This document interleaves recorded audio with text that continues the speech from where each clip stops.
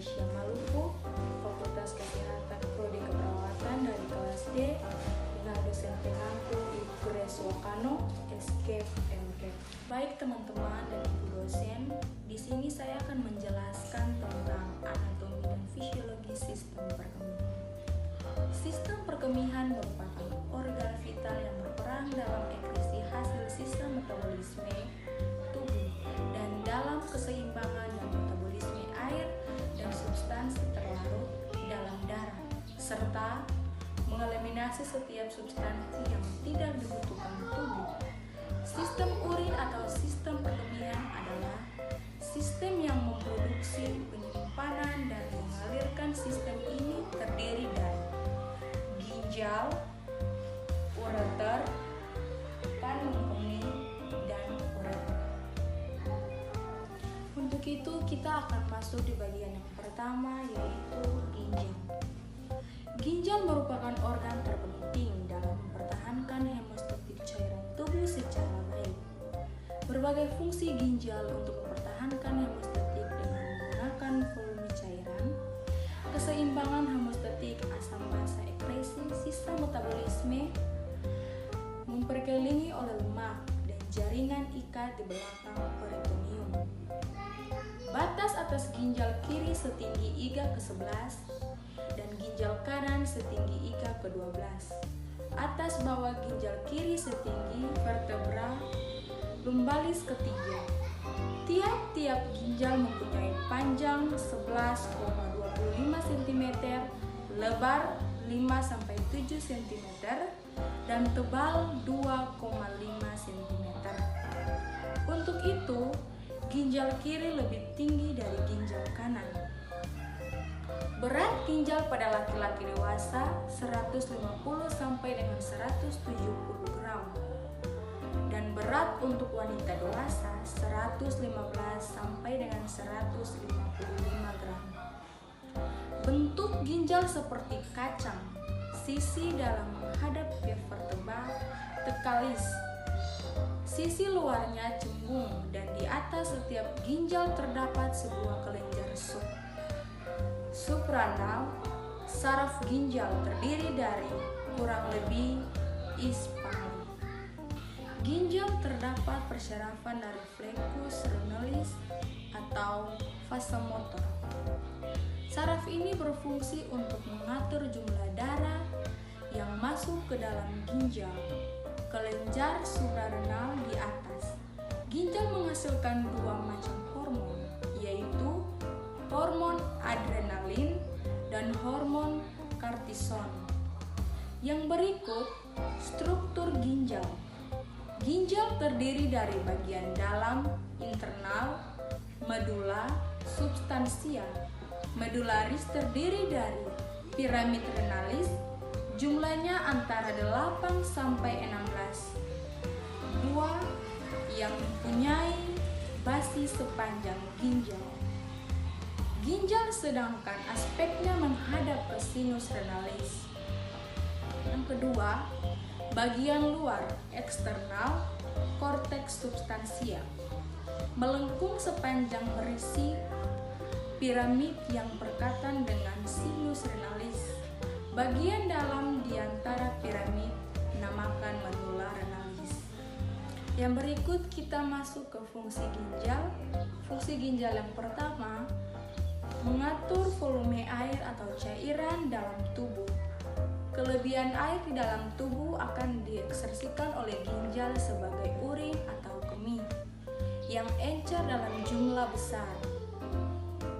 Kekurangan air atau kelebihan keringat menyebabkan urin yang diekspresikan berkurang dan konsentrasinya lebih pekat sehingga susunannya lebih pekat dan volume daya tubuh dapat dipertahankan relatif normal. Fungsi ginjal yang kedua adalah mengatur keseimbangan osmotik dan mempertahankan keseimbangan ion yang optimal dalam plasma. Keseimbangan elektrolit, fungsi ini terjadi di dalam plasma bila terdapat pemasukan dan pengeluaran ionnya argonal. Fungsi ginjal yang ketiga, mengatur keseimbangan asam basa cairan tubuh tergantung pada apa yang dimakan. Campuran makanan menghasilkan urin yang bersifat asam pH kurang dari 6. Ini disebabkan hasil akhir metabolisme protein abali, banyak makan sayur-sayuran. Urin akan bersifat basa pH. Urin berasis antara 4,8 sampai dengan 8,2. Ginjal mengekresi urin sesuai dengan penambahan pH darah. Fungsi ginjal yang keempat, ekresi sistem, sisa-sisa hasil metabolisme urine, asam urat, kreatinin, zat-zat toksis, obat-obatan hasil metabolisme, hemoglobin, dan bahan kimia asing pestisida.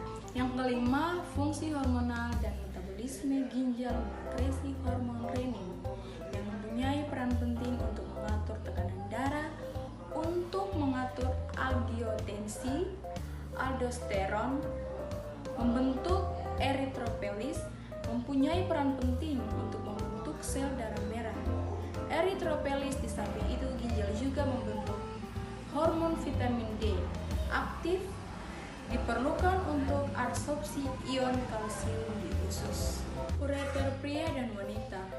Ureter pada pria terdapat di dalam medulla renalis sebagai atas dan disilang oleh ductus deferens dan dikelilingi oleh plexus fascicalis.